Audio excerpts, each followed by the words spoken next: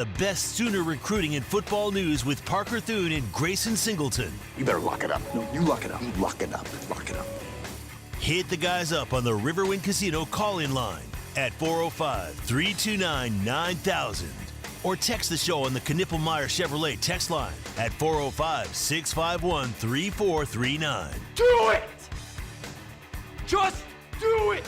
Now, with Locked In, here's Parker Thune and Grayson Singleton. 1 hour till the weekend, at least for us. For you.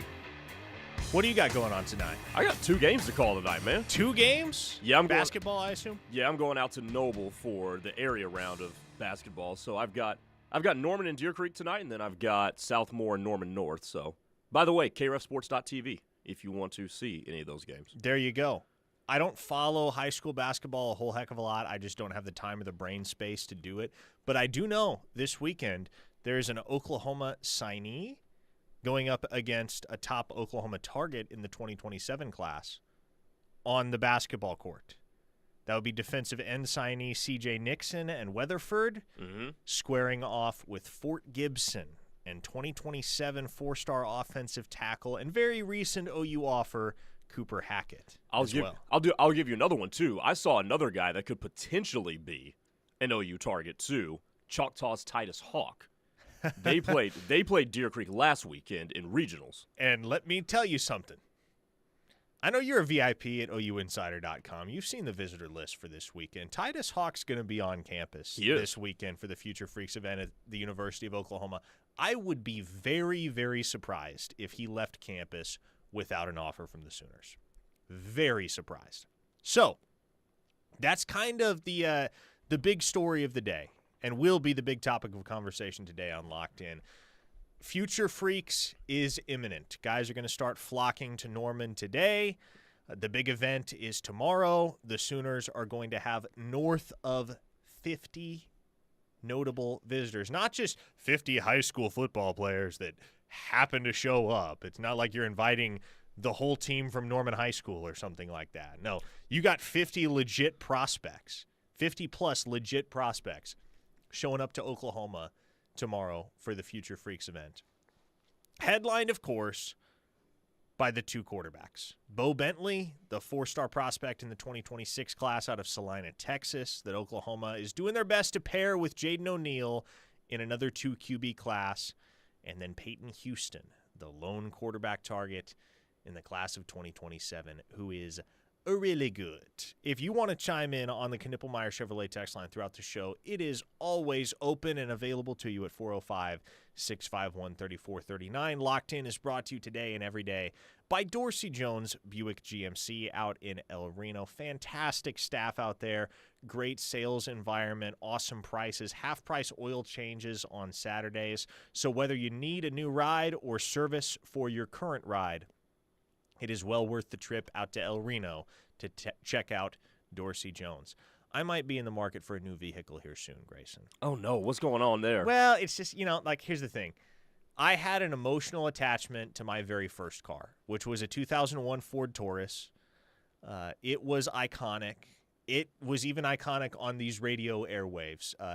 This preceded your time here. This dates back to 2022 was when I had to say goodbye to it. But I had an irrational emotional attachment to the very first car I had ever owned because it was the only car I drew. It got me through high school, got me through both undergrad and grad school in college. And so I spent way too much money than I probably should have fixing that car over the years. But eventually there came a point in time where I was going to have to replace the engine in the car, and that was going to run me like $6,000. And for a car, I want to say the Kelley Blue Book valuation on it by the end of it was like $400. It's like, okay, I love you, but it's time. So had to put that one out to pasture. Got the current ride, which is known colloquially as the White Buffalo. And it's been having issues lately. It's still drivable. It runs fine, but I'm becoming aware that at some point I'm probably going to be well served to move on to a new ride because it's north of 200,000 miles now. And I don't have an irrational emotional attachment to this car. I'm also in a much better place financially to be able to change cars than I was the first time. Like, I was broke when the Taurus bit the dust. I had to borrow money from my dad to buy the white Buffalo, but I may be in the market for a new. If there's anybody out there that has a lightly used vehicle that they want to sell me, let me know. I am open to all opportunities. Okay, so here's our question now. What kind of vehicle are we like? Are we going with like a car, like with me, like with me and Tyler drive? Or? I am not a truck person. I will not buy a truck. I'm not either. Anything outside of that, I'm open to. Okay. I'm really not picky. You know, like it seems like everybody has a dream car, if you will. Yeah. I never have. I'm like, you know what? As long as it gets me around, as long as it's reliable, as long as it gets good gas mileage, because obviously I drive a ton, I don't really care. Okay. Don't really care. Obviously the Taurus is short little sedan, and then the car I drive now is a midsize SUV. Puerto Rican Sooner says, Parker, get you a Toyota. I have 2 4Runners, one with 450K. They are built like a tank and last forever. I believe that. 450 is wild. Yeah, my dad is much more into cars than I am, and he has recommended Toyota to me. So, again, not locked in on any one specific make, model, or type of vehicle, but we'll definitely take that into consideration. Brian and Bixby asked, what is the White Buffalo? It is a 2016 Nissan Rogue, and it has been quite reliable. It's needed very minimal repair, very little service over the last couple of years. But with that aside, again, if you have a car that you want to sell me, hit the Knippelmeyer Chevrolet text line. But we'll talk. Hey, Tattoo Baker, pipe down. He said, what did this turn into? The personal hour? You should know by now. Come on now. You should know by now. We got to get our anecdotes out the way. Exactly. This is how we start every single show. I didn't really plan it that way, but it just kind of organically happens. Let's talk OU football and recruiting. Back to the visit list for this weekend, Grayson. You got the chance to look through it. It's an expansive list, a ton of notable names there. And obviously, if you want to see the full list, cannot recommend this highly enough that you go subscribe at OUinsider.com for just a few bucks a month. It's the best OU football and recruiting coverage in the market, especially when it comes to recruiting. I would say there is nobody that does it as well as we do it over at OUinsider.com. As Kendrick Lamar said, they not like us. I know you love that reference, Grayson. Well done. So OUinsider.com is where you can access the full visitor list. But, Grayson, as you were looking through it, who jumped out at you? First of all, we've got 2 weeks where the first week you said you a hoe, and then the second week you end by quoting Kendrick Lamar. So my life is complete. There's a hell of a lot of defensive linemen on this list. Yes, there is. And they are all really good. And that's why I decided to pay attention to, because quite frankly, I didn't have the time to go through everybody on that visitor list. Mm-hmm. But I did pay attention to the defensive linemen. And it's interesting that that's what it came down to, because we just talked about how much of an embarrassment of riches they have at D-line 24 hours ago on this same show, when we were talking about how David Stone was going to fit in and how an impressive spring for him would really make it hard on the defensive line rotation to now have to insert him. PJ is due for a big spring, too. After he seems to be healthy, he's put on weight, too. But defensive line, I'm trying to pull up this list right now. Taj Overton, Tavian Branch are in there. We've talked about them before. But at defensive end, guys like Ronell Johnson, pardon me. Love that guy. Seems like he modeled his game after Von Miller. A guy that can play with his hand in the ground, can rush standing up. The most intriguing to me was Jalen Brewster from Cedar Hill. Dude plays running back, too. I forgot about that. And he's a defensive half his highlights on Huddle are him at running back. By the way, he's pretty good at that, too. And it's not just because he's big. He can move. So, no, they've got a very intriguing visitor list, all with a dynamic set of skills, all with a unique set of skills. So if they're able to land, let's just say 3 or 4 of these guys. And one of them are guys like Ronell Johnson, who I really, really like. You're gonna be in a position where you're in a position of luxury in the front four for a while. Now, also of note with regard to this visitor list is that Rejoice Christian School up in Owasso saw their basketball season end earlier this week. Yes. Which is unfortunate in one sense. However, what it does mean is that Xavier Okufulueze will not be playing basketball this weekend. Consequently, he's that coming means down here. He will be in Norman, Oklahoma this weekend. So, very interested to see what comes of that because I think he's OU good. There are a lot of people that think he's OU good. I think if Emmett Jones' board didn't already look like it does with how many high-end targets Oklahoma's after at wide receiver, maybe he already has the offer. As it stands, he's firmly on the watch list for Oklahoma. They're going to monitor him. They're going to keep tabs on him. If at any point it makes sense to pull the trigger, they're going to pull the trigger, and they'll stand a really, really good chance to land the kid's commitment. There's no question whatsoever about that. But for the moment, they have not offered. He's got Arkansas. He's got TCU. He's got Utah, Oklahoma State, several others. But real interested to see what comes of that visit this weekend. He's one of just 2 wide receivers in the 2026 class that are going to be on campus with the Sooners. The other one being Craig Dandridge from the state of Georgia, a guy that will be making his very first trip to OU. Wide receiver. Wide receiver. He has not yet seen Norman. It's a very recent offer. I don't think he's had it more than about a month or so, but pretty high on Oklahoma on paper and could very well be a candidate to wind up in the class if the visit this weekend goes according to plan. The thing about Emmett Jones and just the way he recruits is I think there are two guys that we've talked about quite frequently on this program and elsewhere that you can pretty safely project into Oklahoma's class right now in Mason James and Alger Miles. And generally, Emmett will have 1 or 2 of those guys every single cycle where it's not hard to pick them out early on as OU dudes. Elijah Thomas and Emmanuel Choice. You could tell pretty early on in the process for them that they were OU dudes if you want to go back to the 2025 cycle. But he always has a trick or 2 up his sleeve and always winds up landing a dude that you just would not have imagined for the longest time would land at Oklahoma. You go back to the 2024 cycle, Ivan Carrion, right? Nobody had any idea that Ivan Carrion was even on OU's radar until he showed up to camp in June.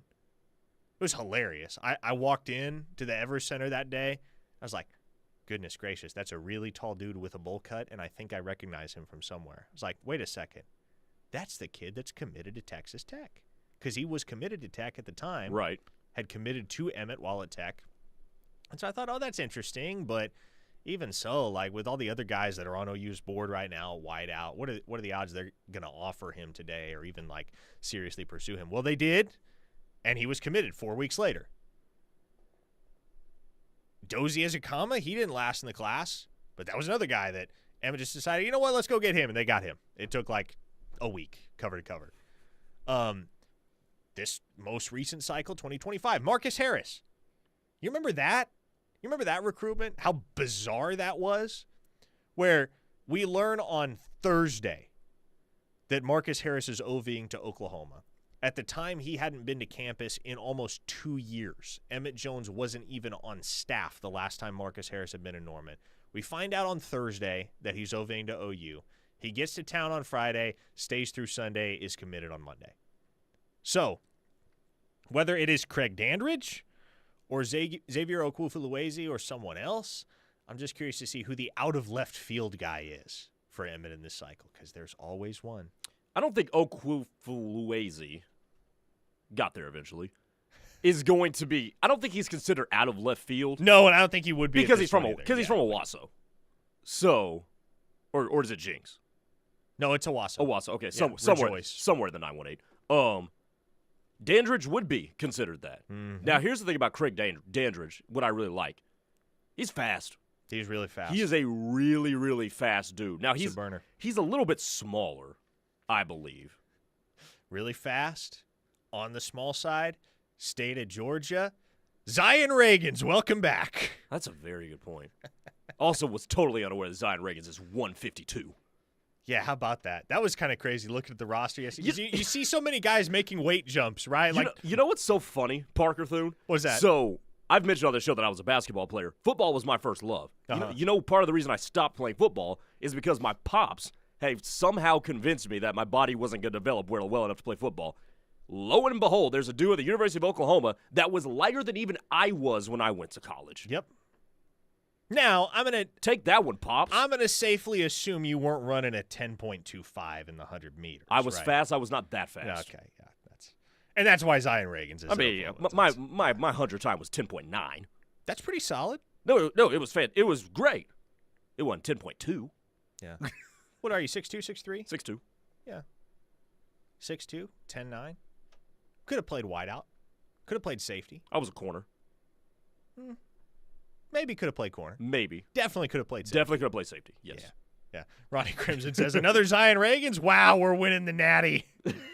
That's just wild to me, man, because he was listed at 151 last fall. Now he's listed at 152 going into spring. And there are so many guys, right, that took big jumps in terms of their bulk, and not just big dudes, right, but skill position guys. And Zion Reagans is still down there. What the hell is going on with Devon Mitchell?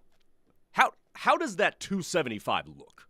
It looks amazing. Like really, I can't make heads or tails of it, dude. Like if that's 275, I don't know how 275 looks that good on a dude. Also, it's not like there's a lot of 275 tight ends. No. How many have you? I can't think of one. I mean, even Rob Gronkowski was playing tight end in the NFL at 270. Yep, and he's 6'6". And he's 6'6". How tall is Devon Mitchell? 6'4"? 6'4". How does 275 on a tight end look good at 6'4"? I don't have – it's befuddling. It's befuddling. Either that's a typo or he just is better at carrying weight than anyone I've ever seen. Now, does the speed and quickness still look the same? Yeah, it looks the same. Yeah, completely unaffected. See, the math ain't mathing here. The math is not mathing. I agree with you. I can't make heads or tails of it, but Devon Mitchell doesn't look fat. I'll tell you that much. He's muscled up, looks good, moves well, looks fluid. They feel comfortable with him playing at 275? I don't know if they feel comfortable with it. He'll sweat some off this summer working with Schmitty, no doubt about that. So maybe that's just the winter weight, if you will. Probably be playing at, 265, 260? I'd think so. He was listed at 259 last year.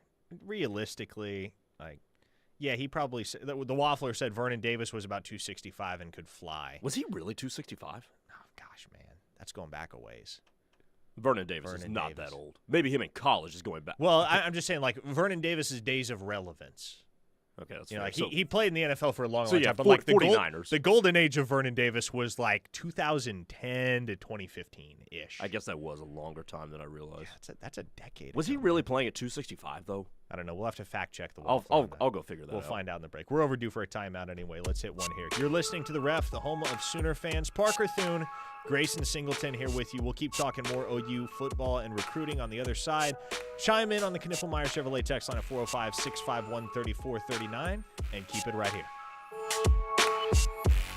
Dustin Dvorak here. Do you eat, sleep, and breathe football? KREF is the only place for the most comprehensive daily analysis of Sooner and college football. We are the football experts. We're the home of Sooner fans. Download the KREF app and listen from anywhere. Hi, this is Jack Kiker with Knippelmeyer Chevrolet, located in Blanchard, America.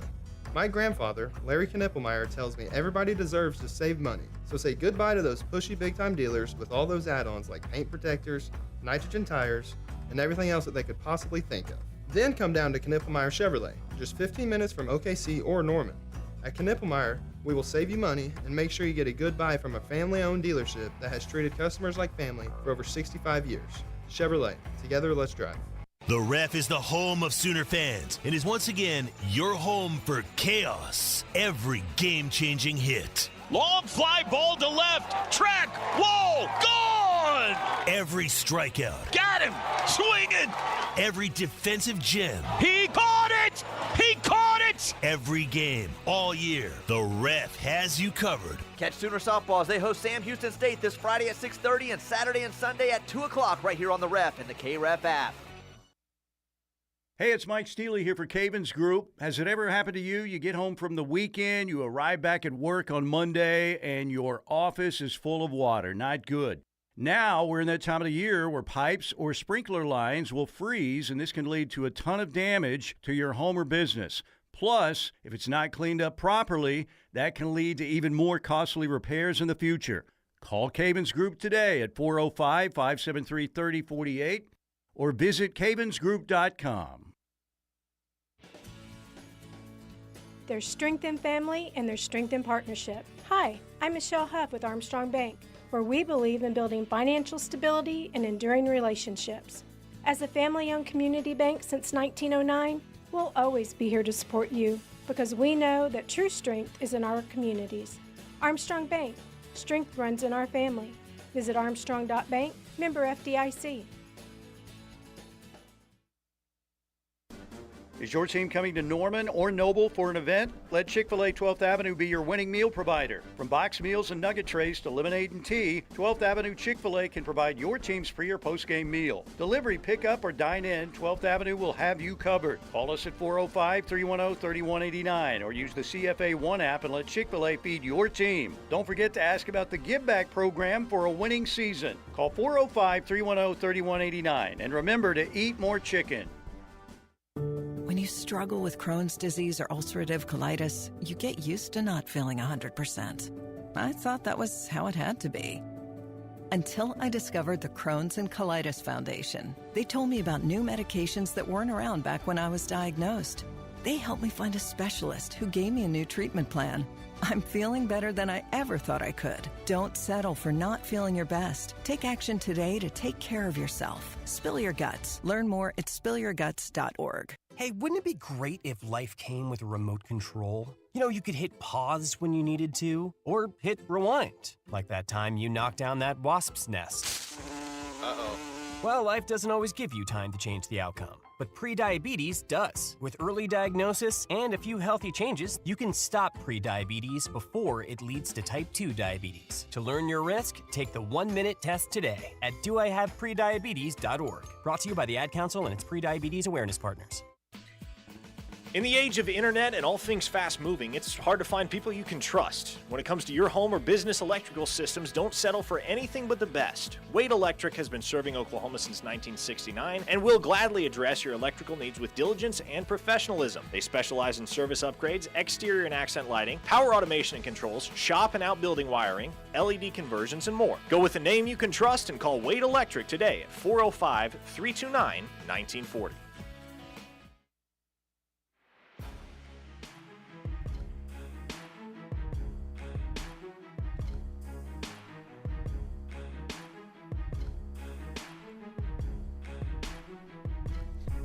Were we able to get confirmation on Vernon Davis's playing weight back in the day? From the places that I checked, I saw no more than around 250. Okay. And he was what, 6'3"? 6'4". Okay.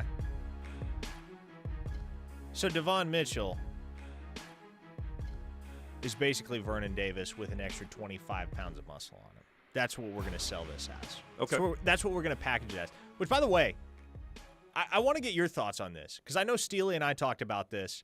And at practice yesterday, it was just very, very glaringly apparent to me that Oklahoma's got something at tight end in Jaren Kanak. I don't know what that is. I don't know what the extent of his value and his production will be, but he's not out of his depth there. But at 6'2" and 230 pounds, there are those wondering, can you effectively play tight end in the SEC at that size? And my thought on it, Grayson, is this. If there's anybody can do it, it would be one of the freakiest athletes in the entire 2022 recruiting cycle, Jaren Kanak himself, who was, I believe he already weighed north of 300, north of 200, excuse me. North of 300, Jaren Kanak would be... That would be something. But I believe he was north of 200 as a junior in high school when he ran a 10.27 in the 100-meter dash. I mean, he has insane speed. People forget this about Jaren Kanak. He has insane speed. Okay. I don't know. And here's my first thought. If Jaren Kanak is getting extended first-team reps at tight end as we go through the spring and into fall camp, something has gone wrong with the other two tight ends, be it Devon Mitchell or Cade McIntyre. Now, McIntyre is hurt right now. He is hurt right now. Yes. So we're gonna table that side of it for later, obviously. But then you also brought in Carson Kent too, and I like him. Got the chance to see him move around. Like him a lot. And you've talked positively about him for a couple weeks now.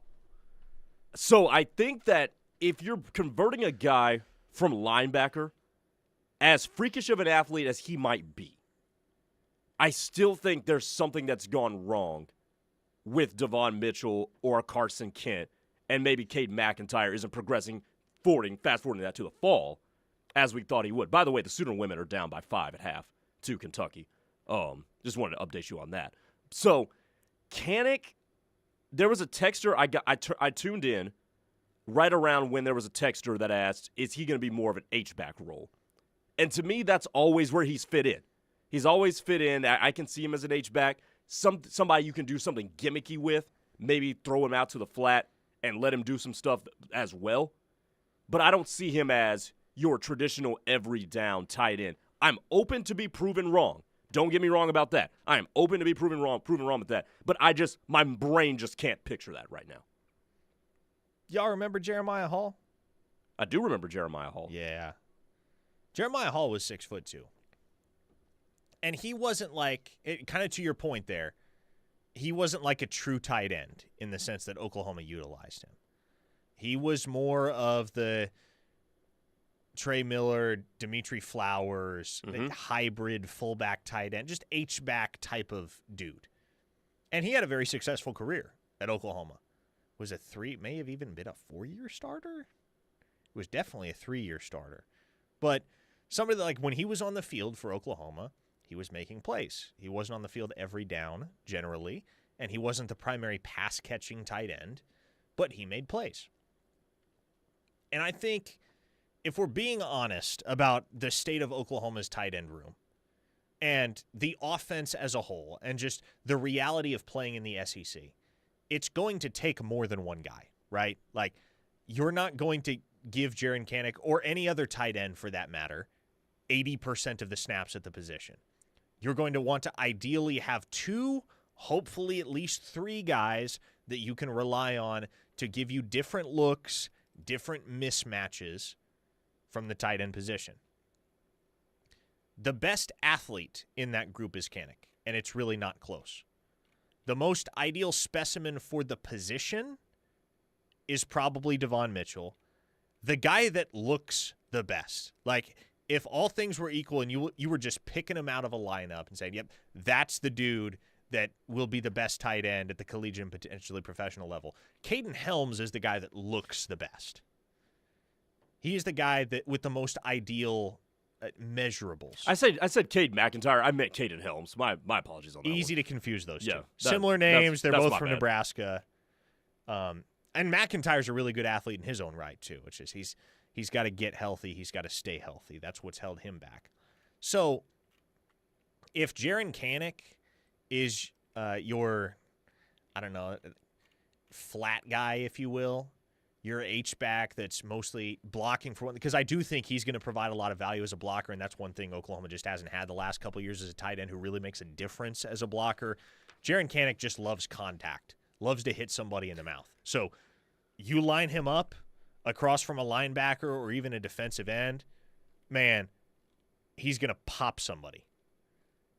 And you like that quality in a tight end. And if that's all he does, if that's all he can do, if all he can do is block, he's going to see the field because nobody else on Oklahoma's roster, at least to this point, has really inspired a ton of confidence as a blocker, and you're going to need a tight end who can block. We learned this the hard way last year, watching Oklahoma navigate year one in the SEC. Yep, you know what? It does you good to have a tight end that can hold their own as a blocker. A 405 listener says, spare me all the Kanak hype. When's the last time a player has moved from linebacker to tight end and had any impact at all, not to mention being handcuffed in their development by a terrible position coach? Listen, again, who is spreading Jaren Kanak hype? I'm not trying to hype Jaren Kanak up. I'm not telling you Jaren Kanak is going to be the second coming of Mark Andrews. Well, or even like 2022 Braden Willis. I'm not trying to convince you that Jaren Kanak is going to be a 750-yard, 8-touchdown type of guy. But I do think he's going to add value. And when's the last time a player has moved from linebacker to tight end and had any impact? I don't know. At Oklahoma, I can't recall a similar instance in recent memory, but I will tell you this. When was the last time, or I'll ask you this, when was the last time Oklahoma had an athlete like Jaren Kanak on the roster? Somebody that at 6'2" and what was he, 210 pounds at that point, could clock a 10.25 or 10.27, whatever it was in the 100 meters, and a flat 4.4 in the 40. That's how fast Jaren Kanak is. And that will probably be his biggest asset, is just the speed. The nastiness will serve him well as a blocker, but the speed is what's going to help set him apart. And I'll say this, man, you can also see what type of leader he is being out there with the tight ends. Like, he's not a guy that's unsure of himself or a little bit hesitant because it feels like he doesn't have it all figured out. No, he's leading the guys through drills. He's running good routes. He's demonstrating good late hands, seeking feedback from Joe John Finley. Like, if you didn't know that Jaren Kanak was a converted linebacker, you wouldn't think you're looking at a converted linebacker based on the way he plays the tight end position. Gunny of Stutzman Army says, it's me. I'm the Kanak hype guy. Thank you, Gunny. If any such listeners as that particular individual from the 405 don't want to hear the Kanak hype or want to beef with people who are spreading it, beef with Gunny of Stutzman Army. But do so at your own peril. Should we rename him Gunny of Kanak Army? Perhaps, but we can only do that per his request. So, the Waffler says Vernon Davis ran a 4.4. Devon Mitchell ain't running a 4.4. No, but Jaren Kanak does. Another Moneyball reference. Here you go. Recreating Vernon Davis in the aggregate. Which begs the question, if each of those guys is what you like in a tight end at one particular characteristic, but neither really has all three, are we dealing with, this is going to be a kind of a negative here, but are we dealing with how should I phrase this? But are you dealing with a good thing or are you dealing with a bad thing here? Because it could go one of two ways. Because here's what you're not going to sell me on, Parker. Okay. You can sell me that Jaren Kanak is the best athlete of the three. I'm not going to fight you on that. As a matter of fact, I probably agree with you. You can sell me on Devon Mitchell has the visible traits. You can sell me that Caden Helm might be maybe a more polished guy. But the fact that neither have all three is kind of concerning. And you're not going to tell me, here's what you're not going to sell me until I see it on the field. You're not going to sell me that Jaren Kanak is a polished tight end. You just will not. You're not going to sell me on that. And I get that, right? Like, you want to see it to believe it. That's fine. And, he's not like a true natural at the position. But for what you're dealing with, again, like, he's polished enough to not look out of place with the other tight ends. I guess here's the question. Do you have a polished actual tight end right now? I think the closest thing to it is Carson Kent. He looked to me, and it's 1 day of practice. It's 1 day of practice, and I'm acknowledging that for all of you. But based on the 1 day of practice I saw, the most polished tight end to me is Carson Kent right now. Ronnie Crimson said, wonder if Kanak gets on base. I bet he does. He also said Devon Mitchell is a couple Tucker's burgers away from playing tackle. I mean, let's be honest, Ronnie Crimson, we're all a couple Tucker's burgers away from playing tackle.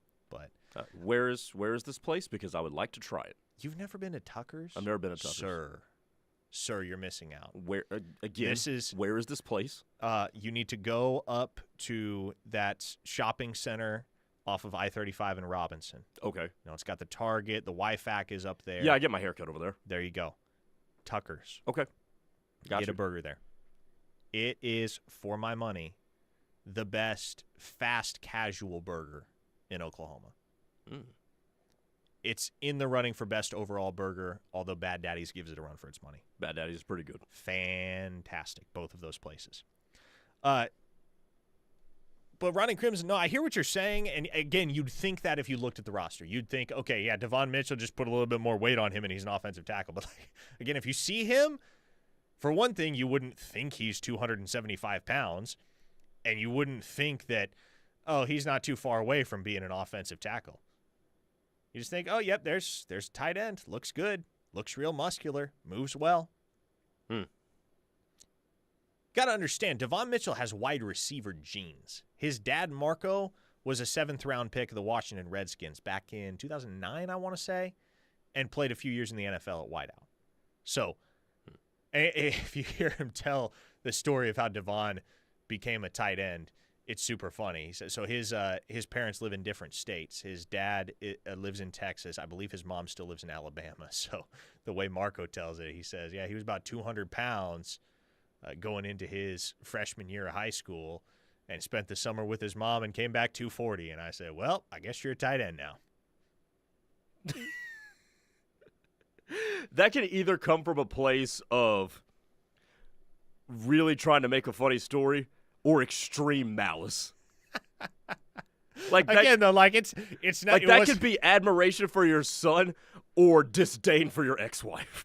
Maybe I don't know, but as far as I know, the one thing I will say is that it was a lot easier for Devon to become a highly regarded prospect at tight end than it probably would have been at wide receiver, where, you know, at that position, those guys are a dime a dozen for the most part. You get a few truly special dudes, and then the rest are like, okay, well, choose your favorite flavor. Hawaiian Sooner says, Parker, don't forget Nick's Burger in OKC. Still never been to Nick's. It's on the bucket list. I'm long overdue for a trip there. Still haven't been to Nick's, though. The Waffler says, Willie has never been to Tucker's. I'll bet you he's been to Shortcakes. I have been to Shortcakes. I've been there once and did not have a great experience with it. Where is Shortcakes? It's like a little mom and pop thing in Stillwater. Okay. Yeah. I got you. That's why I'm unfamiliar with it. Went there this was the beginning of my sophomore year, I think. Never went back. A 918 listener says, who cares if Devon Mitchell's 275? He can block and catch. The better to knock some SEC/NFL DNs on their butt. And that's the thing that should excite you. He should be a very good inline blocker after the trauma that we went through with number 10 last year. I would bet you there's a pretty significant contingent of the OU fan base that would rather have a tight end out there who can just block than a tight end out there who can make an impact as a pass catcher. If you could only have one or the other. I mean, because you just mentioned wide receivers are a dime a dozen. Oklahoma's got a healthy amount of wide receivers and they could run out there. And they do got some really, really special ones. Super, super excited for Manny Choice and Elijah Thomas. I saw your tweet about Manny Choice, so naturally I was going to ask you how Elijah Thomas look out there. I did not get a great look at Elijah Thomas. The wide receivers were on the other side of the field, and when they split them up, I could only see the group that came over closer to me. So I couldn't really get a good look at the offensive line yesterday. Couldn't get a look at half of the wide receivers yesterday at practice either. But Manny Choice was with that group that came over to the near side, and he is a large human being. It's one thing to see it in high school where you expect the D1 prospect to be bigger and faster and stronger than everyone. Yeah. But on a college football field, you know, at practice with a bunch of other P4 scholarship dudes, and he still just looks like an alien. Yep, folks, buy the stock. Buy the stock on Manny Choice, because some of you may hate this comparison because I know some of you hate this guy for whatever reason, but if there's another Nick Anderson on OU's roster right now, it's Manny Choice. Okay, let's hit another break. We'll come back. We'll dig back into this visitor list and the Future Freaks weekend that is ahead for Oklahoma. Also, this is not necessarily hand-in-hand with Future Freaks news, but there's a very, very talented safety in the 2026 class that Oklahoma's been trying to flip for some time. He finally decommitted earlier today from the school to which he had been pledged for many months. We'll discuss that and the implications on the other side. You're listening to The Ref, the home of Sooner fans. Hey Sooner fans, this is Lexi Keys, and you're listening to The Ref, the home of Sooner fans. Ever wonder why someone would go to the ends of the earth and leap into the unknown? Maybe a better question is, what are you waiting for? Pacifico is brewed for those who follow their own path. That's living life anchors up. Don't miss out on OKC's hottest entertainment at the Showplace Theater with acts like Boys to Men, April 18th. America, April 26th. Patti LaBelle, May 2nd. And Scotty McCreery, May 10th. Riverwind is OKC's favorite casino experience. Hey, Sooner fans, we've got you covered. 24 hours a day, 7 days a week, 365 days a year. No, we don't get a break. This is the home of Sooner fans. The Ref Sports Radio Network. My son Ian was diagnosed with a brain tumor at the age of 16 months. We had no hope until St. Jude rescued us. He's alive because of what St. Jude has done. He's here because of the doctors who came before, their blood, their sweat, their tears, the knowledge accumulated and shared, with everyone else around the world. This is how we help kids beat cancer all over. Finding cures, saving children. Learn more at stjude.org. Dear hero, whoever you are, you save lives. I live with sickle cell and the pain and the issues that come along with sickle cell every day. I'm most grateful that people are willing to go out there and take their time, their blood, and give me new life. Because of you, I'm allowed to see my son grow up. Giving equals living. Give blood. Replenish the supply. Learn more at hhs.gov/giveblood. Brought to you by the U.S. Department of Health and Human Services. The 2025 home season finale for the Oklahoma gymnastics team is Friday, March 7th at 7:15 against the Michigan Wolverines. The senior class has won championships. They've broken records, and we need you at the LNC wearing crimson to celebrate Jordan, Audrey, Danae, and Danielle and all of their accomplishments. Tickets are available at Soonersports.com/tickets, and we'll see you at the LNC on March 7th. Boomer Sooner. Stand Up to Cancer asked leading cancer researchers to speak about why they do their work. Two words come to mind for me. One is responsibility, the other is purpose. It's just so inspiring to do research that impacts human lives. Stand Up to Cancer has been a critical partner in advancing research for cancer. Cancer research saves lives. So please, help us fight in this battle against cancer. Be a part of the team that ends cancer at standuptocancer.org. OU softball, baseball, and gymnastics offer great opportunities for you to get out for some exciting action and support your Sooners. Going to an OU event or game? Balfour of Norman on Campus Corner invites you to stop by and get some new OU gear. Whether it's a softball jersey with your favorite player or just a new lucky shirt or hat to wear to the game, Balfour has everything you need to be in style and showing your colors. Cheer for the Sooners in the best and newest styles in Sooner sportswear. Come see us on the corner or shop online at crimsonproud.com, where you will find everything Sooner. Now open in Yukon, Oklahoma, 5-Iron Golf is the perfect spot for golfers of all skill levels. Practice like a pro with TrackMan technology or play iconic courses without leaving town. After your round, enjoy chef-driven dishes, handcrafted cocktails, and a buzzing bar atmosphere. Whether you're hosting a party or improving your game, 5-Iron Golf is here to redefine how Oklahoma plays golf indoors. Visit 5irongolf.com to book your experience today.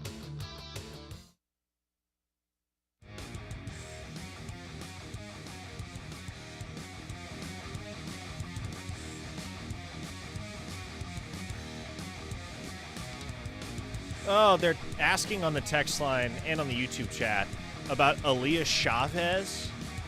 And I guess it is the case that Jenny Baranczyk and the Oklahoma women's basketball program are right there at the top for the #1 women's basketball recruit in the land, Aaliyah Chavez out of Lubbock.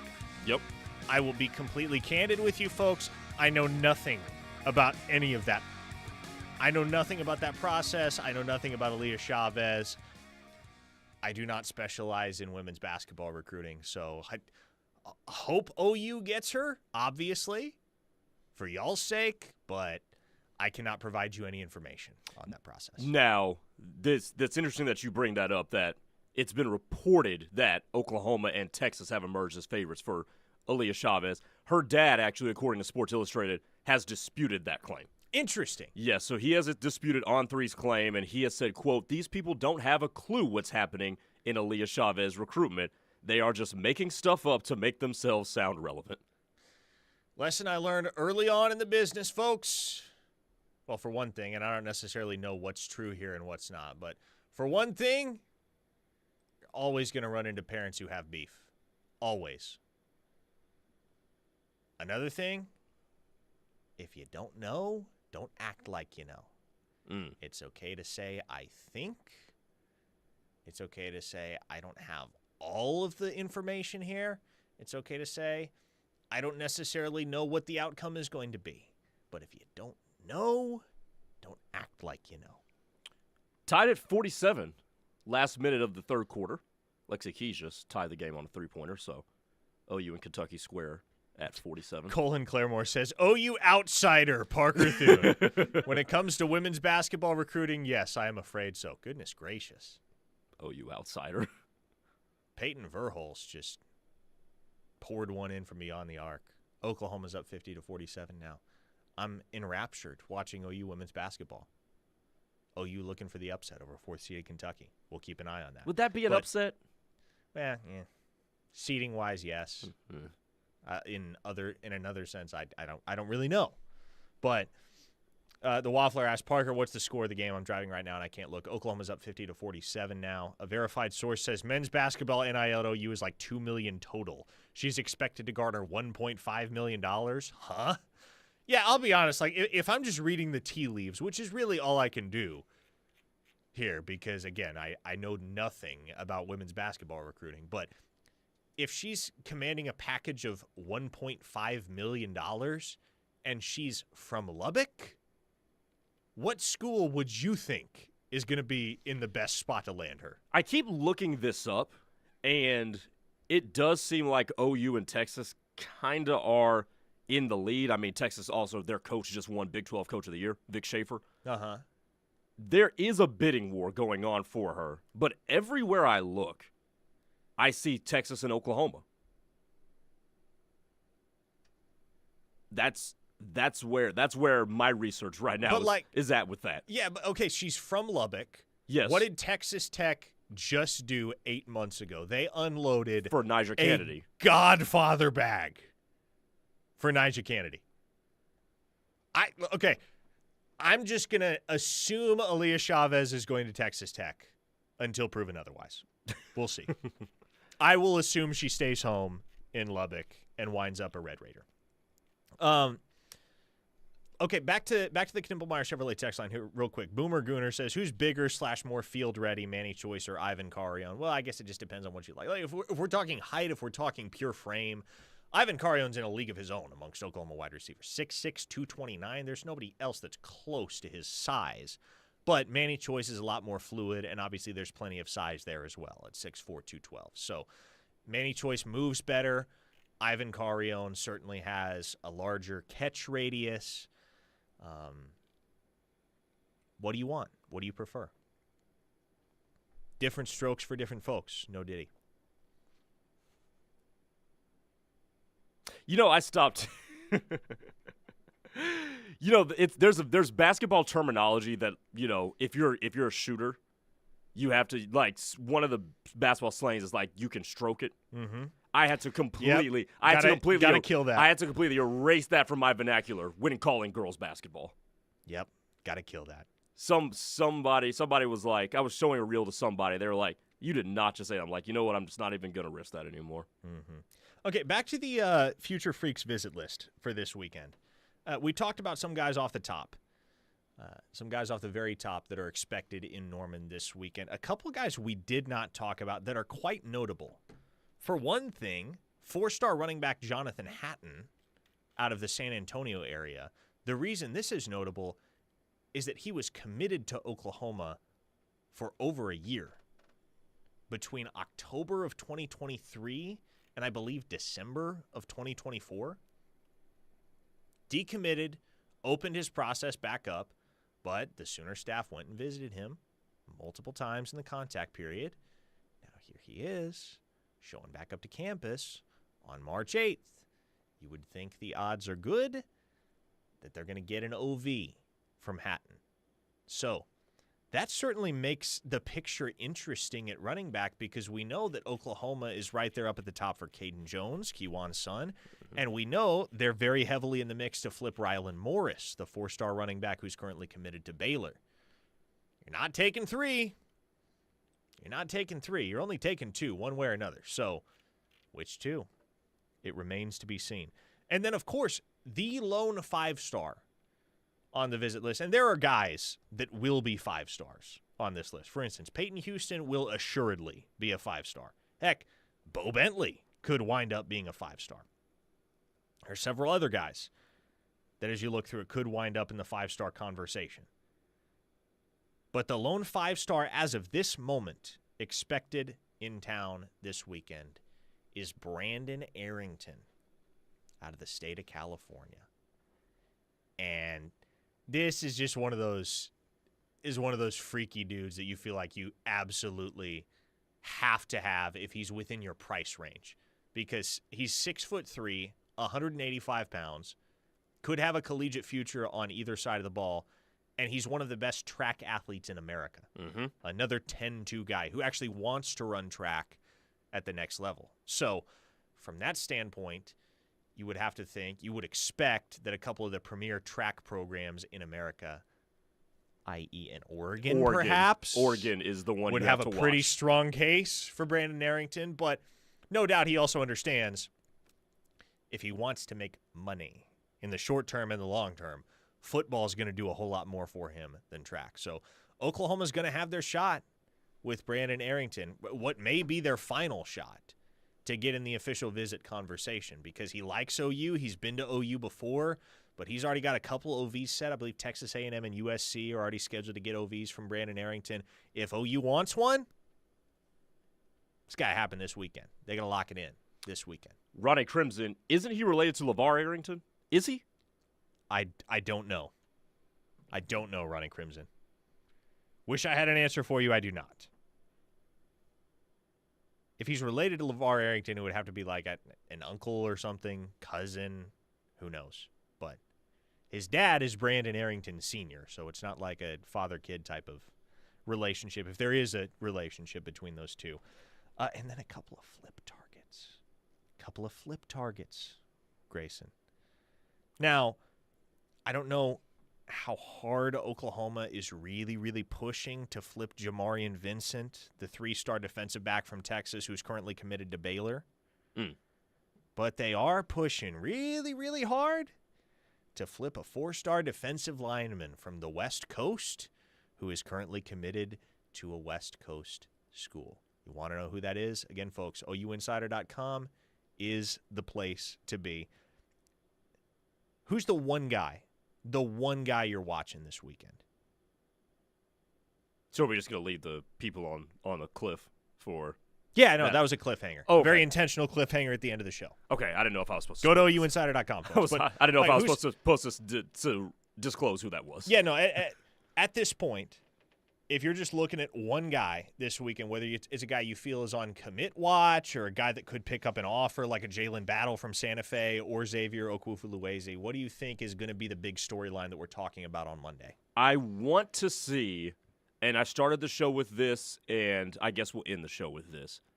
What kind of defensive line depth can Brent Venables and the staff continue to accumulate? And there are a ton. If you guys have any time on your hands, go watch the defensive ends on OU Insider that are listed as visitors for this weekend.